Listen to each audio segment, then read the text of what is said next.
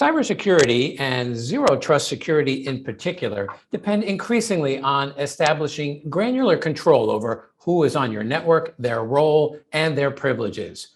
For government agencies, that also means deploying more effective ways to protect users from having their passwords and credentials compromised. I'm Wyatt Cash with Scoop News Group, and here to share some of their insights on this is Chris Chilbert, Chief Information Officer at the Consumer Financial Protection Bureau. Chris, thank you so much for joining us. Thank you, Wyatt. I'm glad to be here.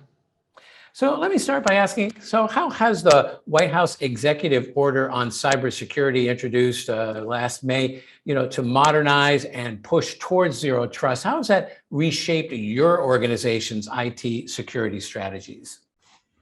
Wyatt, we had already been in the process of planning or implementing several of the requirements of the executive order.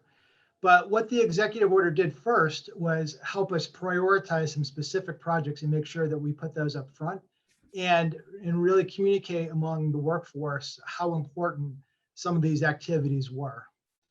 The security breaches at Office of Personnel Management several years ago, and then just last year with SolarWinds, had really highlighted why we need to implement zero trust principles, and so that's why we had started down that route already.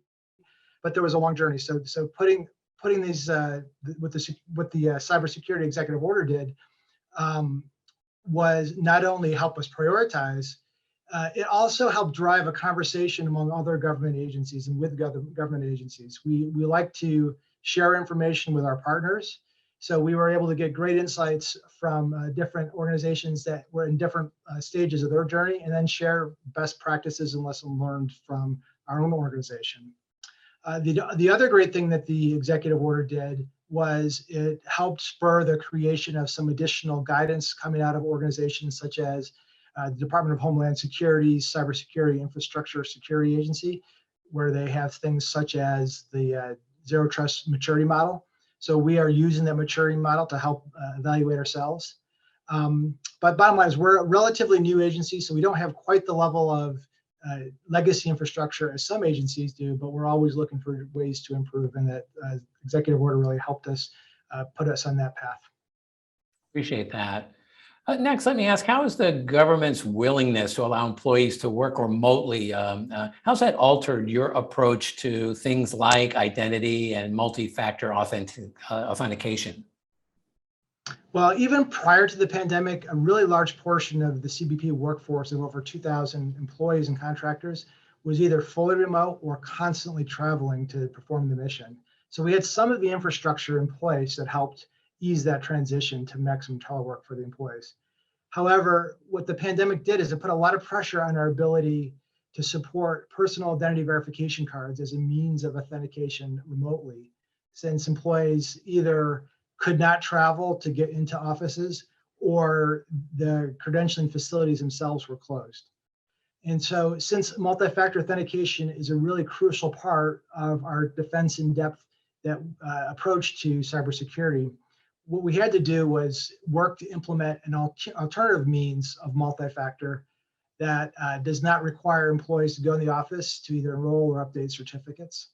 So we did a few things. So for employees that already had their PIV cards, we implemented derived credentials, which is an approach that made using the cards both more secure, but also improved the employee experience. For those who did not have them, what we did is implement an alternative means of providing multi-factor. And so that process has been underway for the last few months, and we've basically got almost every single employee and contractor on some type of an alternative means that they can't use their PIV cards. So what we're looking forward to in the future is additional possibilities that the new NIST guidance will be offering to use additional types of authenticators, expanding the definition of what a derived PIV credential can be. So that's something that we're going to continue to implement and focus on over the next year or so. Thank you for elaborating on that.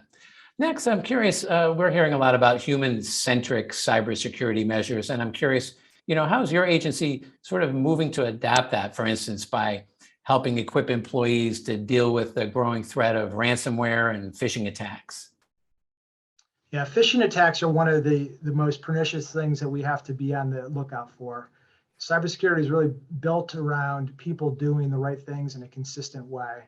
And so we spend a lot of our time educating our workforce and training our workforce to make good decisions with respect to cybersecurity.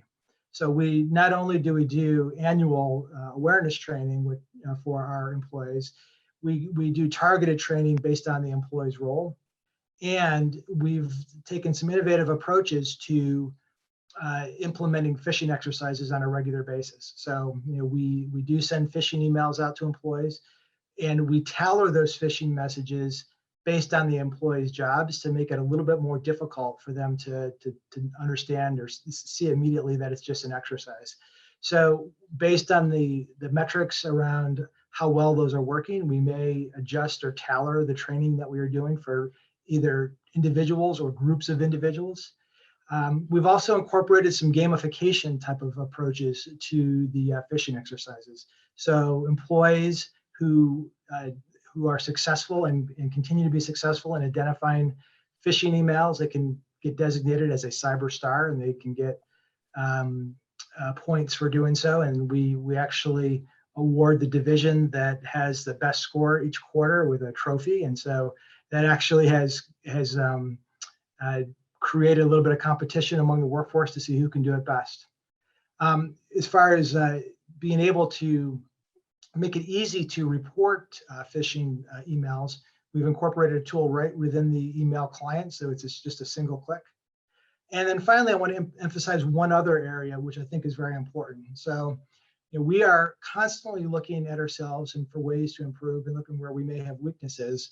But one of the things that's also important to do is keep a really open line of communication with our Office of Inspector General. So our Office of Inspector General, they assess us every year, and what they provide most crucially is an independent assessment. So they always find things for us, and they always let us know right away. So they will share their findings as they uncover them, so we can act immediately. So I always recommend to all CIOs, keep that line of communication open with your IG and rely on their services as well.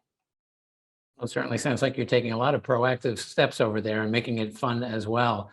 I guess lastly, I'd like to just hear, what steps are being implemented to help your organization's employees also deal with and, create and manage their passwords more effectively, because we're not quite ready to move away from passwords just yet.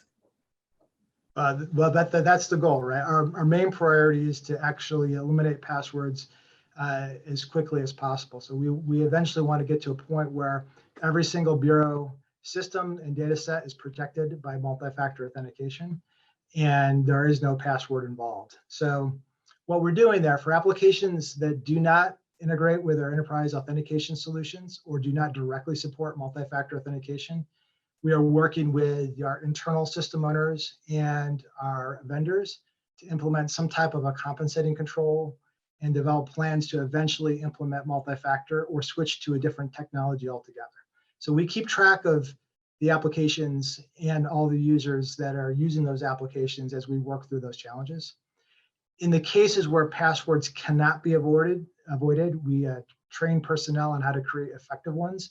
And so that's definitely integrated into not just the awareness training, but the training tied to each employee's role. So our goal within this year to be able to eliminate the use of passwords altogether across all of our systems. That sounds impressive. Well, Chris Chilbert, thank you so much for taking a few minutes to share your insights on what you're doing at the CFPB and just giving us kind of a fresh look at some of the steps that you're taking to improve security there. Thank you for having me.